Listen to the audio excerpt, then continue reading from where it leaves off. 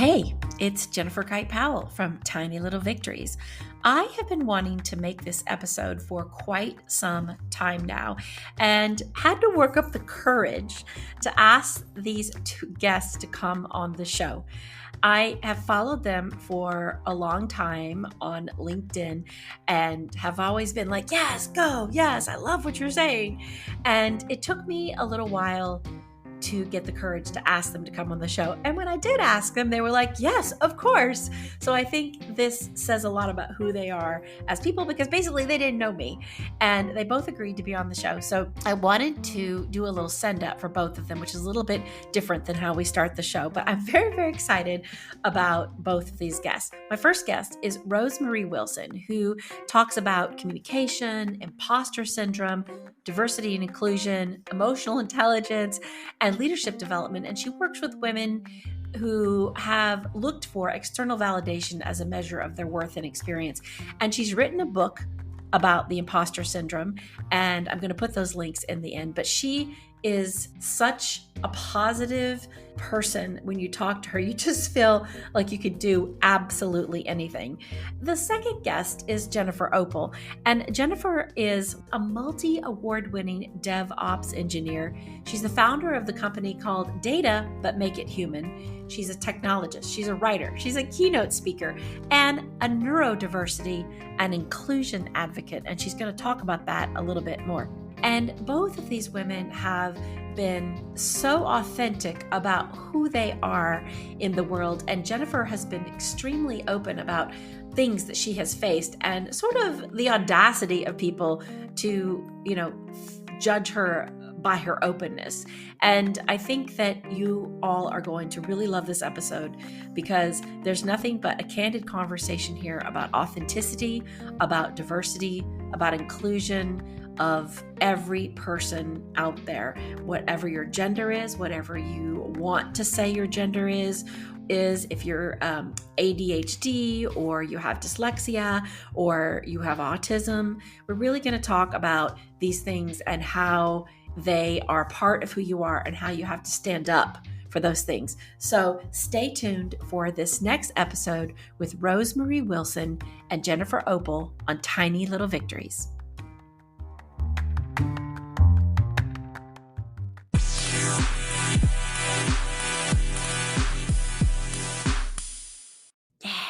Yeah, we're whispering here, but welcome back to Tiny Little Victories. I am your host, Jennifer Powell, and I have two incredible, amazing, magical guests on the phone with me from London, England. I have Rosemary Wilson and Jennifer Opal. Hello, ladies. Hello. Hi. Hello. Now, you guys are going to have to sit there and take the brags because I'm about to do a major, massive introduction on both of you. And first of all, I don't think that there's enough words or time in this podcast to give the send up to both of these women that we're talking to today. So first of all, I want to introduce Rosemary Wilson, and she is the founder of Pragmatica Coaching, and her first book just came out last year in 2022 called Imposter Syndrome and Your Performance, What's the Link? And then Jennifer Opal, who has a company called Data But Make It Human. Not only that, but Jennifer is a award-winning DevOps engineer. She is a technologist, a writer, a keynote speaker, a neurodiversity and inclusion advocate. When somebody reads back all of your accomplishments, how do you feel? I just beamed. Sounds good. It beams. I love that. I love smiles. That too. It's because when someone else reads it, it just sounds different. Because it does feel good, right? I love how you both said the same thing. You beam when someone else reads it from their point of view, who's like in awe of it all. Like in one point, your Pragmatica Coaching, you have the best thing on your website. It says, get the headspace you need to tame your busy mind and embrace that you're good enough, And when I read that, I'm like, yeah, I am good enough. But sometimes to hear it from somebody else is what propels you forward to like have that beaming or feel really good about something. Yeah. Believing yourself is the hardest thing to do. It really is. Even if you've done it, you've got the accolades, you've got the achievements, you've got the list, you've got the resume, the CV, whatever you want to call it. And even if you look at like Jennifer's like list of winning and recognitions, like the winner of the Tech Women 100 Awards, the Rising Star Award, like all the most influential women in tech in 2019, 2020, 2021, like the list just goes on. And So for you, Jennifer, you have all these accolades. Is it ever a problem for you to list them all? Do you cut them down a little? It's a very British thing not Yeah. to brag. I think most of my run-ins with like my own personality was when I lived in London, where I got a lot of that too blunt, don't brag. I'm not bragging. This is just the truth. So I think culturally, and I think as a woman, I think a lot of times we're really taught not to, you think it's a brag when it's basically just listing out your accomplishments. The truth. The truth. Exactly. I love that. The truth. Exactly. And so like here we are as women, here we are in the working world. Both of you both advocates for diversity, neurodiversity, for inclusion and equity. And so maybe we could just start a little bit with sort of the elephant in the room, because both of you guys were in a Forbes piece that I did on how can tech help increase diversity. And something that Rosemary has often talked about was about the way we recruit, how it doesn't take into any people from marginalized or less privileged backgrounds. I know you have a lot to say about that. Do you want to sort of jump into that with us? Yeah, I've got so many different angles with this.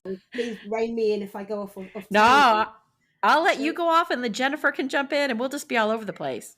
Definitely.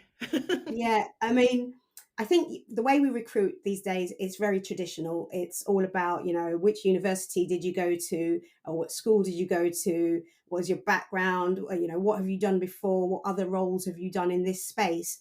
And for those people who are perhaps from a marginalized or less advantageous background, we're not necessarily looking at those types of roles, or we're looking at them and we're self-selecting, saying, oh, I'm not going to fit in. You go to the website and there's a sea full of sorry, not going to feel be too rude about other people, but a sea of white faces, a sea of white men. Absolutely. A sea of white men and a sea of white faces. And yeah, blonde hair, it's and people just get turned down. They turn themselves down, not even turned off. They turn themselves down. They self-select out. I'm not even going to try that. I don't think I'm going to fit in. So that's just one way. I mean, but I know we can do more about the recruiting piece. Just self-select out, meaning because you don't see that face that looks like you or sounds like you, or it represents who you are, because those faces normally just really aren't at the table. Yeah, they're not there. They're not at the table. They're not on the website. They're not in the representation, the magazines, the brochures, the social media. And also, we're probably already doubting ourselves anyway, because we didn't have the background, we didn't have the money, we didn't have the funds, so it just takes that little nudge of not seeing someone that looks like you to help you to turn yourself down. That's and then my worry, my concern, and this, maybe Jennifer, you can jump in on this, is like how do we actually make that change? Because I feel like it's harder and harder. I'm not sure I think tech can do it, though. It's just so funny because I write about tech. And so listening to both of y'all's opinions about, how far tech can actually, how much of the heavy lifting tech can do. But for me, it comes back to people, changing people, which, behavior is the hardest thing to change. Yeah, I think I agree. That's exactly what I was going to say, Rosemary, the culture. I was just going to say that because it plays such a huge part in not just bringing diversity, but also maintaining the talent in an industry that is so ever growing. And I believe like the last statistic that I read about talked about how 1 in 3 women are considering leaving the tech industry. And then they have to think about, so what is it about that? Like, where did that happen? How does that happen? And I think that was when the Tech Talent Charter actually came out with that report. And not only is one in 3 women planning on leaving their tech job, but there's also 1 in 4 women who've left their tech job in the last few years for a non-tech role.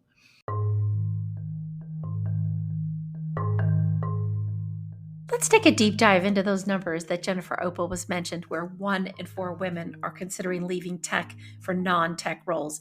There was a Deloitte Women in Work Global Survey in 2022 among women about satisfaction in the work-life balance, which had actually dropped 32% from 70% before the pandemic.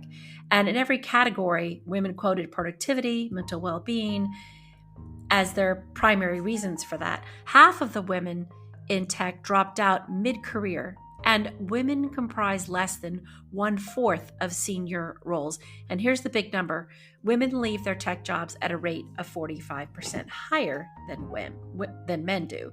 So how do we have a reset to reset the tech culture towards inclusion? And, women of color, 47% were more likely to report that it was more difficult to connect with mentors and sponsors in a remote setting during the pandemic than white women. And both men and women of color reported less frequent and valuable interactions than their white peers. And women of color, about 41%, are more likely to report a negative impact on work-life balance than white women. And this is from a BCG research report in 2022. And resetting the tech culture towards inclusion is a really difficult thing. Tech firms are still judged as bro cultures by many women, and it's widespread cultural reset that's actually needed to get women back into tech and feeling like they fully belong. So we're going to continue on with Rosemarie and Jennifer, where we're going to talk about like how we make that happen and how can we increase the number of women in tech and minority women in tech. Stay tuned. So the maintenance of actually keeping women in the tech industry and keeping people of color and keeping marginalized groups in the tech industry all goes down to the culture. I feel like from my personal experience of working in quite a few organizations and even as an employee myself, the key difference that I've seen in what helps keep diverse talent when they spend so much money trying to bring them in is ensuring that the culture aligns with the work that they're putting in to bring that talent in. When someone comes in and they're seeing that, okay, I'm not really getting mentorship, I'm not really getting the opportunities to go up the ladder, or I'm not getting access to accommodations. I think it's important that we really think about the culture, because for me in my tech career, the biggest difference in how long I've stayed in an organization and for many Black women around me in the tech industry has been the culture of that organization, and most of them tend to leave within a year. How do we incrementally change this? And I can't see the solution. I mean, I know you guys probably have a lot to say, but what do you think? I mean, how do you change culture? First of all, someone's got to be the first one to speak up. And that's the thing. Most people are afraid to speak up. They don't want to be seen as a troublemaker. They don't want to be the one. And we're not really helping people to have those skills in being able to feel safe and to speak up in an organization where the culture is just off. So someone's got to be the first, and usually, usually it should come from those above, those higher up. And you can ask questions in your organization. You can do it anonymously. You can find out how people are really feeling in your organization if you are serious about getting people in the door, helping them through the career pipeline in your organization and staying there, keeping your talent in-house. So, but someone needs to be the first one to speak up. Someone needs to be, let's call it quote unquote, the bad guy. Not really, but the honest person, the honest bad guy or bad girl. But, or whatever, you've got to be the first person. But I've seen so many in so many spaces where people are being mistreated because of their diversity, and they just leave. They just leave, and nothing changes in the organization. Because fear, you don't want to be called out. You already are having doubts about yourself. So Jennifer and I were talking about this earlier. You could be neurodiverse as well, right? And you've been criticized a lot about, sort of people think you're giving you a compliment about how you think or how you process, when actually they're trying to define you, like just to understand who you are so they can classify you and then either exclude you or not. I feel like there's layer after layer that's been happening, and I'm really glad that people are more open about it. But as somebody that, was diagnosed with ADHD very young in my life, and we were talking about the differences, like I can tell how people react to you. And Jennifer, you have a very interesting story about that, about phrases you were hearing over and over again before you had put it together. Yeah, so I wasn't diagnosed. So I was diagnosed with ADHD, dyslexia, and dyspraxia in 2018. And then I was diagnosed with as an autistic earlier this year. So a few years apart, and I'm still trying to understand how that was missed the first time, but unfortunately, I'm not laughing at you, but I'm like, come on, guys, like you know, that's how did that happen? And honestly, I wish I could go back and find the psychologist, but he's retired since, so I can't chase him and ask him what happened. But when I was growing up, I was always described as someone that was I was very like smart, very creative, and also very self-aware. Like those is something that was just always said to me. Like, you're very self-aware. You're very self-aware for a young girl. You're very self-aware, and I'm like, why am I always hearing that? I didn't understand that. And when I spoke to quite a few, I'm grateful that over the years of being in advocacy, I've managed to create such an amazing community of neurodivergent people. And it's also a really common thing that they heard growing up too, or even as an adult, like, oh, you're so self-aware. So a lot of the women, neurodivergent women that I met, it was just a very common comment that they said that they were always getting that. And then I would think to myself, but what does that mean exactly? And I realized that it's not necessarily that I'm self-aware from their perspective, maybe, but I think I'm someone that's able to kind of see the perspective of things. Maybe it's like see the pattern recognition, see both sides of arguments, be able to assess someone's emotions, things like that. And sometimes just the little things. And I think that from that, and also being able to just assess myself, I was always just described as someone quite self-aware. Which is very positive. Yeah, it's positive. But I think that as I got older and I started going to therapy and realizing that I actually wasn't as self-aware as they were saying, I realized that, like, although I was self-aware from a emotionally disconnected type of way, in a sense where I was able to kind of observe myself and others from the outside looking in, but not necessarily from the inside out. So I think that's something that I tended to struggle with when it came to emotional understanding. Okay. Protective nature. Is that a protective nature? Yeah, like, and I think that's something that, like, I didn't realize that it was something that that I was doing, because I was always told I was self-aware. It was like, why would, like, who's this therapist to tell me that I'm not? So I was always like, I always thought that I was someone that really knew their emotions. But then when it came to even doing the assessment for my autism, they were like, describe this emotion. And I'm like, okay, how do I describe that? And I really struggled to put the words together with the emotions that I was feeling. So that's when that kind of led into further investigation, learning more about and coming further to my diagnosis of being autistic, and having to kind of relearn emotions and identifying it. That's a really one, I think, a very brave thing to do, and to have that awareness to come back around and go, now I have to relearn these emotions. And once you were diagnosed, did you keep it to yourself, or did you feel confident to share with like a select group of people or in your work environment? Was that something you kept to yourself? I think the first time when I was diagnosed, I think I was still in a state of shock, because I didn't tell anybody for a few months. Not even my family. Like, I kept it to myself because I was given a report expecting to just be told that you're dyslexic, because that's what I was expecting. I had never heard of ADHD and I'd never heard of dyspraxia when they gave me the diagnosis. So I was just kind of left there like, okay. And in an educational diagnosis report, they give a very extensive review of your diagnoses. So they also say things like, oh, you are your IQ is quite low, or you probably won't do well in university, things like that. So it really does have like a damper on your confidence. Yeah, well. So I just kind of felt like I failed. Not exactly a cheerleading squad, is that? Yeah. After a while, I got to a point where I realized that I've gone so many years undiagnosed, and realizing just how much support I needed for me to navigate, realizing that not everyone was able to read a book and forget what they read and not be able to say what they read. And I always struggled with that. Like I used to read so many books growing up, from Jacqueline Wilson to Lord knows what, Roald Dahl, everything. If you were to tell me what was that book about at the end of the book, I couldn't tell you.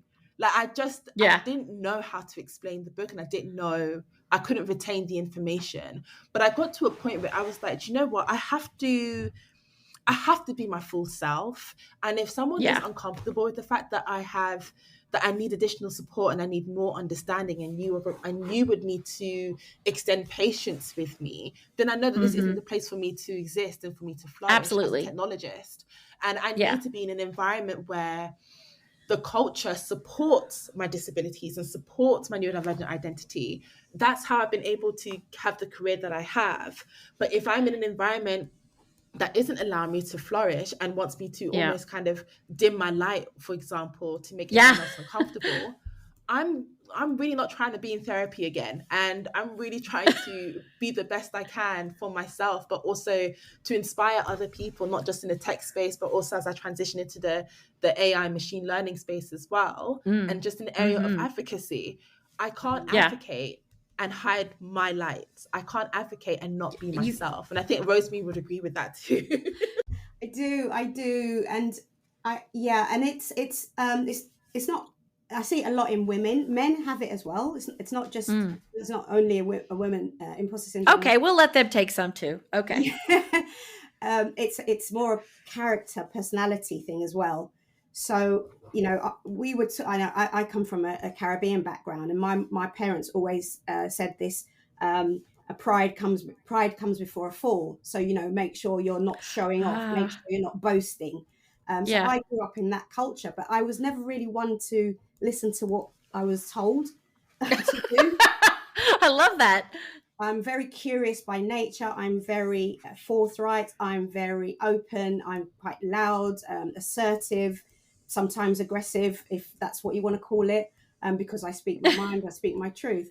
But when we're not being taught, we're not being helped to shine. We're not being, and if you've got that inherently in your personality, that you're a bit shy or introvert, or not introvert, but you're not good on self-promotion, then you're more likely to have that heaped on you as well, especially if you do speak up, because people say, oh, she's showing off, or but if it's true, it ain't bragging. So that's speaking the truth.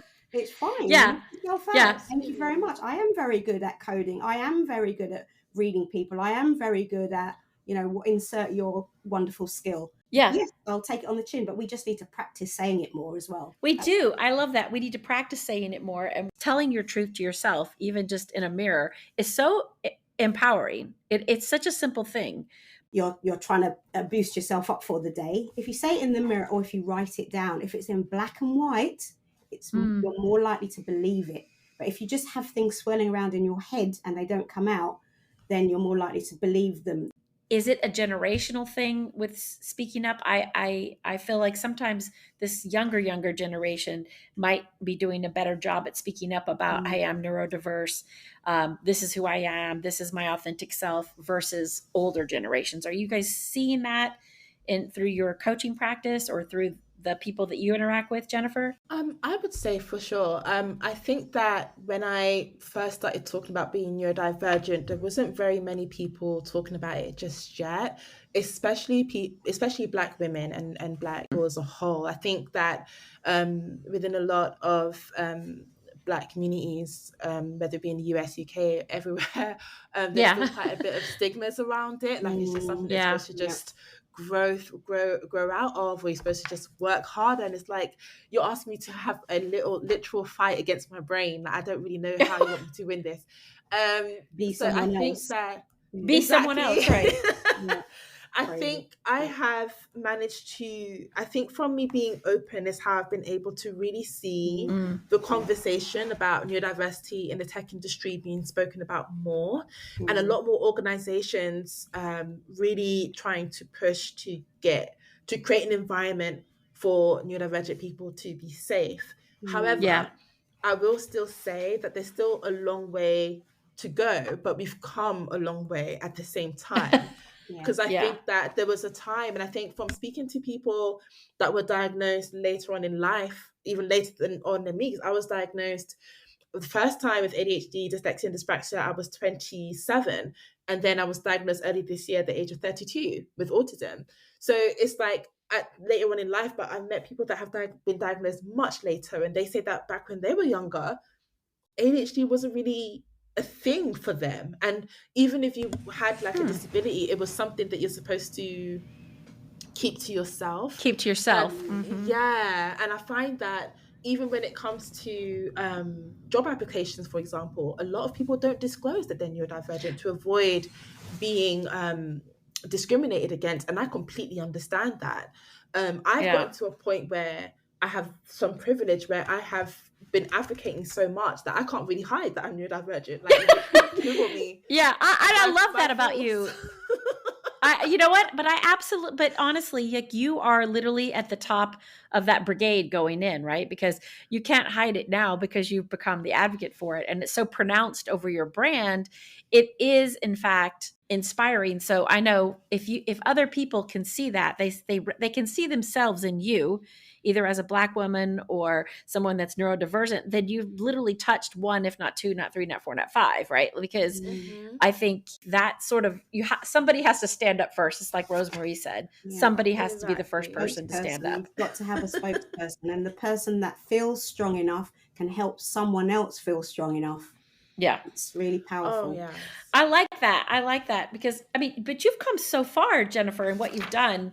I don't see any of this slowing you down in all of your work that you've been doing in any way. So almost, I feel like it's your path in a way to be that seen and to say all of these truths out loud, because it is true that no matter how confident you are, if you hear so many times, you're too this, you're too direct, you're not this, you're not that, you tend to start questioning it, right? And so speaking up can cause problems, but it also makes you feel good to know that, like you said earlier, you represented your truth, and that's all we can do.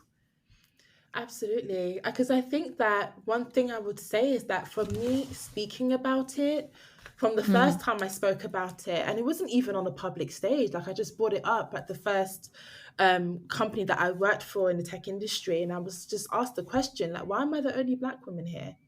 And I didn't realize at the time that he was the CTO of the company and he came to visit. And I'm like, oh, well, sorry, I thought you're the manager. But, but why am I the only one here? It's a good question, though.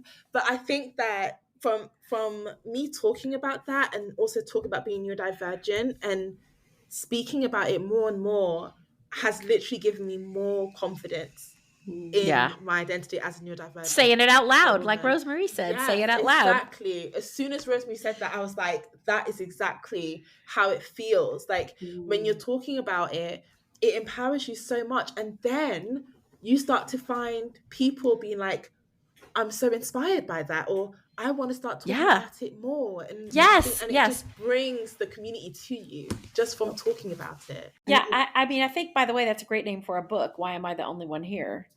Yeah. Let me just trademark that. I think you should write that right now and trademark it immediately on this podcast.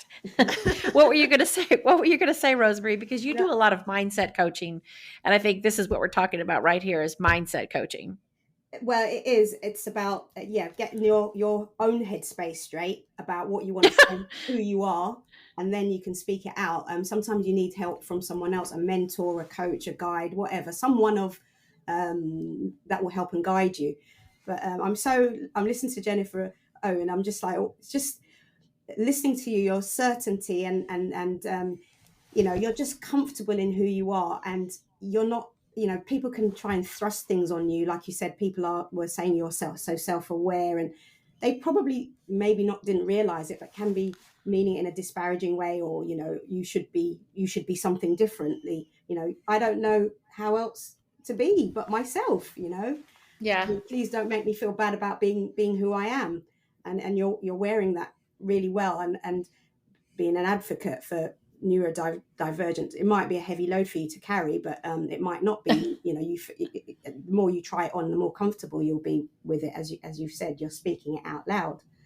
But I'm big on the mindset. I'm big on And before I was a coach, before I was training, when I was younger, I was always, curious. I was always going against the things that I was taught to, or I was always curious. Why do I have to do it that way? Why can't I do it this way? I was always not breaking things, but not physical things, but breaking rules, breaking the programming. I call it programming. Yeah, like this is how it. Nice Why? girl. Yeah, Yeah. I was never built like that. The thing that was interesting about what Jennifer said was like, they said, well, you're self-aware for a girl, and you were curious and going against the machine. Like, people were probably thinking, why is this girl asking so many questions? And I think the programming that we're taught is girls stay quiet and do this, and then boys are allowed to speak up. And I think there's a lot of data that talks about, gender and race and how people speak up in classes. And we won't get into that here, but that you're different because you are questioning the system, even as a girl or as a young child. Yeah. And how that part of you that you led you, I mean, was that a path that was always clear to you, knowing that you had these different thoughts and things? Or I also know that you were a comedian. Hello.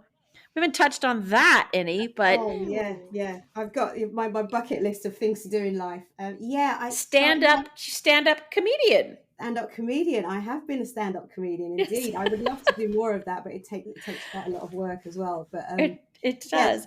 So going back to the as a youngster, so I had a difficult upbringing, and for another podcast. But yeah, aside from that, I remember I used to help people, even though I was going through my own difficulties. I used to help people. So I was always the voice of reason amongst friends, family, colleagues, even managers. I would offer some pearl of wisdom, even when I was, much younger. Going through your own pain, yeah. Going through my own pain. I've always been that way. So for me, I guess it was a path. I was here to do this somehow, I feel. And I'm I believe in being guided, which I kind of look for signs or, check in on things.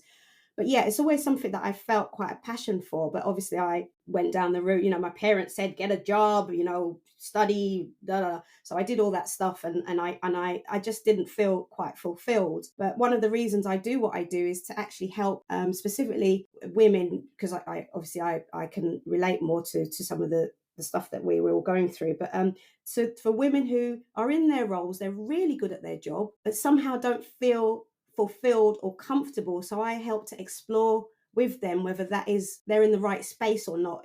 Is there something they can do to make sure they enjoy being in their role? And quite often I always think that if I had someone like me helping me through some of the tough times and challenges in my career, I might have stayed. I might not have felt the need to jump and retrain. But I want to help them who are in my situation, or in a situation similar to me, so that they can either stay, find their joy, find their voice, find their shine, or find something else. Yeah, because there's nothing worse than doing something because your parents told you to do it, or you're stuck in something because it doesn't feed who you are as a person. And I learned that a long time ago. Like, you definitely can't sit in that spot, even if it makes your parents happy. It's not, you can't stay in that spot. What would you like to see happen, both of you, with all of your experiences? What do you think is, I don't want to say what it's going to take to get there, because we could talk about AI and technology probably for a whole nother hour. But what is it that you would really like to see? I love asking this question because I think it's, again, say it out loud, speak the truth, and, maybe we can help make a plan to get there. You want to go over to you, Jen? Is that too broad? No. I've got lots to say, but I just want to give. Oh yeah, I've got a lot to say. I would love to see recruitment and just work culture get to a point where no one needs to hide anything. Like, we can really be truly openly authentic from the beginning of when we're sending our job applications and sending our CVs. We can be authentic throughout. And also have that reciprocated.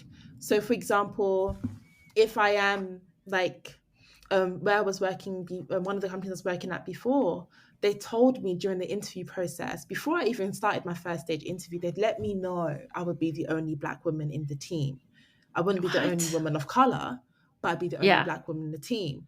Now, compared to where I was before, when I did not know that I would be the only Black woman in the organization, let alone the only Black person, because there was no one else that was Black but me, that a company that is comfortable enough to openly admit that they don't have the representation of me in a team before I even get to interview stage is better than someone that would keep it to themselves.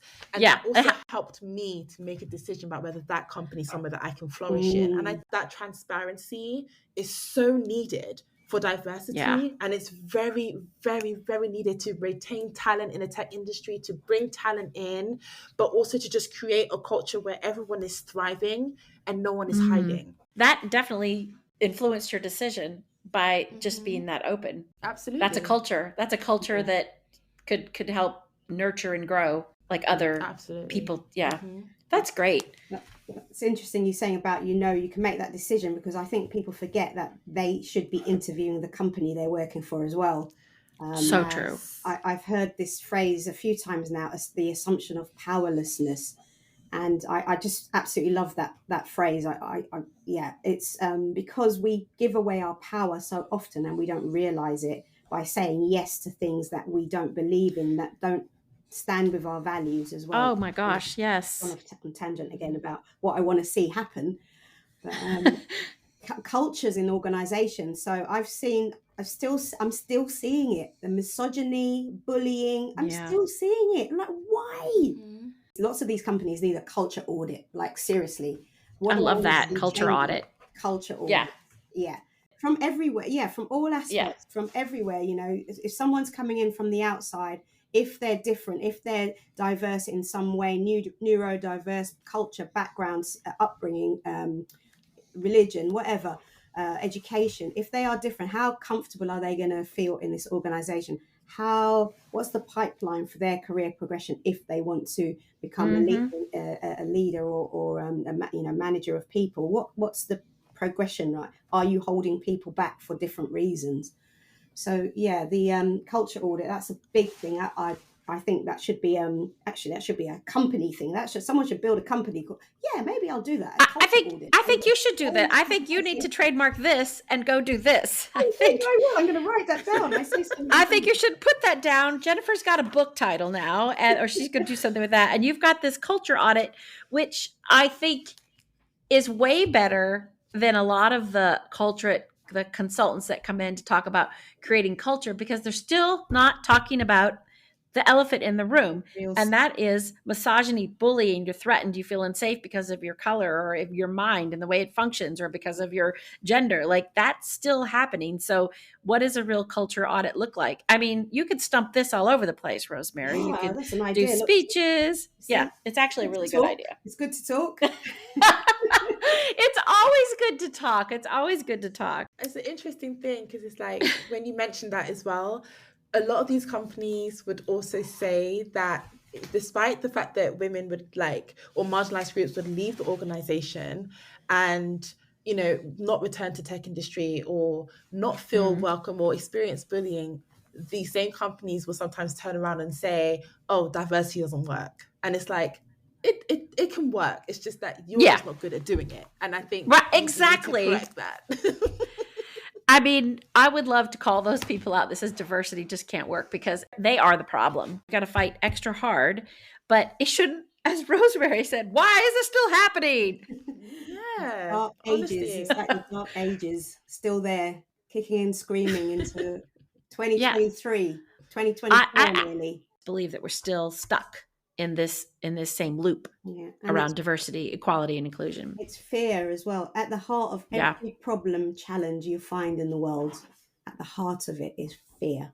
Fear of something else, someone else. Yeah, it's so well put. And fear is a horrible coach. It is. Fear is fear of everything. Definitely, fear was definitely that thing that held me back in some ways. And I think that I have to constantly unlearn fear as well. Like, having to constantly remind myself not to be fearful. And I think also just like talking over yourself, like just like Rosemary said, in terms of like just speaking to yourself and saying it out loud, especially with the a neurodivergent brain sounds like a really busy coffee shop, like it really does. But like we really just want to listen to that one little lovely voice behind the counter. We really want to listen to that voice, and that's what we need to hear and try and focus on. And I think that when we allow ourselves to listen to that and speak that over ourselves, and it's not just something that you just say one time and you just, you know, it just works. And it might work for some people, but I think for me, it's something that I have to continually practice, especially in the space of advocacy, when someone can say the wrong thing on social media, someone can say the wrong thing when you're given a talk, and that could literally just put you off wanting to speak again. But I think that having to kind of not allowing that to stop me from making change for other people's as best as I can really does change how you approach trying to make a difference for others. Yeah. I mean, you feel it in both of you. You feel it in the way you're talking. And I think the way that you have the word I would use is like how you've plowed through, you know, to just keep, and it is all about reminding yourself and believing in yourself to push yourself forward. Is there anything you want to leave this audience with? Because I know as a lot of people are excited about this, as I am as excited. There's so many words of wisdom, but is there one thing you just want to like remind everybody about before we go? Well, Rosemary, go if first. Not, that's okay. If you want to. So many things. And you don't have to. The question was, is there anything you want to just leave in the people's minds in the very forefront? Is there any like sweet nugget you just want to take away, of like a hand to a fist or something?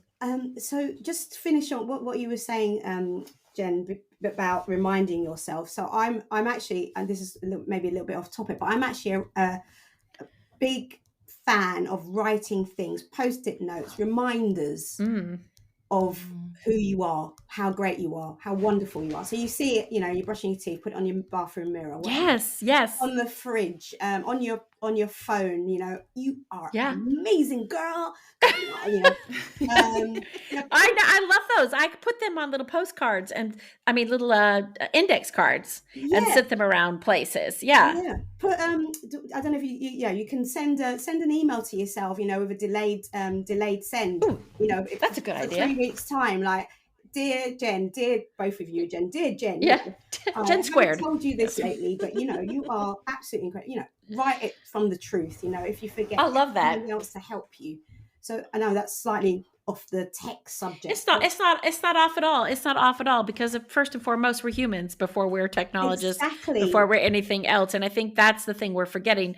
Jennifer's new company is Data, but Make It Human, is literally back to the fact that we are humans. Fantastic. Bring the human, and that's what I'm all about. Bring the human into your work, bring the human into yourself. You've got the technical skills already, but don't forget to have the human side of things. And I love that. There you go. I love it too. It's really beautiful. And so, anything from you other than making it human? I think that's a good one. It's hard. That's a hard question. I think for me, one thing I would encourage people to truly believe in themselves and be unapologetic about who you are fully, no matter your identity. And in a world where we're constantly being taught to mold ourselves or to hide parts of ourselves or to keep things to ourselves, I think that in a world where we can really fully be ourselves and really create I think also just in the workplace as well, creating culture and a tech environment, a working environment where it's not a taboo to be queer in tech, to be a Black woman in tech, to be neurodivergent. It's just something like, okay, so what do you need? I think that and I think that I know it's difficult, because I know that for some people, there's still a journey they have to go through on their own in order to embrace that for themselves. But I encourage you to do that. And just like Rosemary said, in terms of find your joy, find your shine. And I think that you should absolutely do that. And if tech is the industry that you feel that you can really bring something into, go ahead and do it. And if you find that there isn't a space for you in terms of what you're envisioning, create it for yourself. Yeah, I love that. I was going to say, go bake it, make that space, because you have done that. And I think Rosemary has done that as well. It's just making your space. Well, I really appreciate the time that you guys have given, and we're going to put so much stuff in the notes. There's so many great little phrases and inspirational things that have come out of here. So I'm going to put all that in the notes, and everybody listening to this podcast will be able to connect with Jennifer. They'll be able to connect with Rosemary. You can subscribe to Jennifer's blog. It's theopalblog.com. You can also book Rosemary for coaching sessions to discover you. I love that, by the way. To discover you. Both Rosemary and Jennifer speak around the world at special events. They do workshops, trainings, and they're just an inspiration. So I hope everybody goes and checks out all the links on the notes page. And on that note, ladies, since it's late in the UK, I will bid you farewell. And thank you for joining Tiny Little Victories. Thank you so much. Thank you so much, Jennifer. Wonderful. Thank you.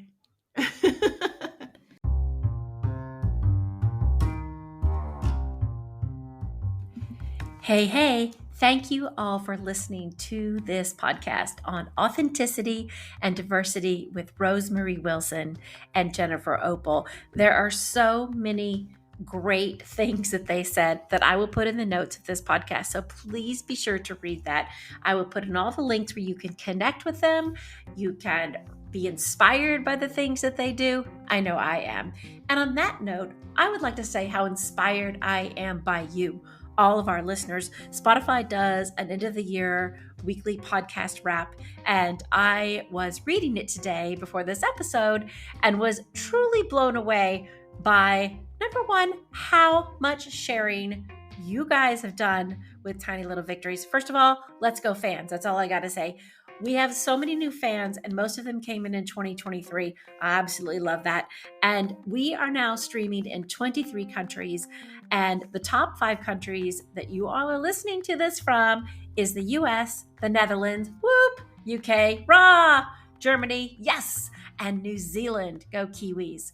And oh my God, just to come back to the sharings for a minute, like, you guys have been serious sharers, and I can see it in all the data. 82% of you are sharing with your friends or your enemies, about 82% just by sending the direct link to Tiny Little Victory. So I just want to say thank you very much. And also, the most shared episode was Fighting the Good Fight with my cousin Shannon Kite Powell, who, by the way, is getting ready to do a new one because she's graduating from law school this month. And the number one most streamed episode is the pilot with Naos Wilbrink. So go ahead to the website at www.tinylittlevictoriespodcast.com and check out all the episodes. You can see everybody's gorgeous little faces and see which episode you'd like to listen to again. And on that note, I shall bid you adieu until next time on Tiny Little Victory.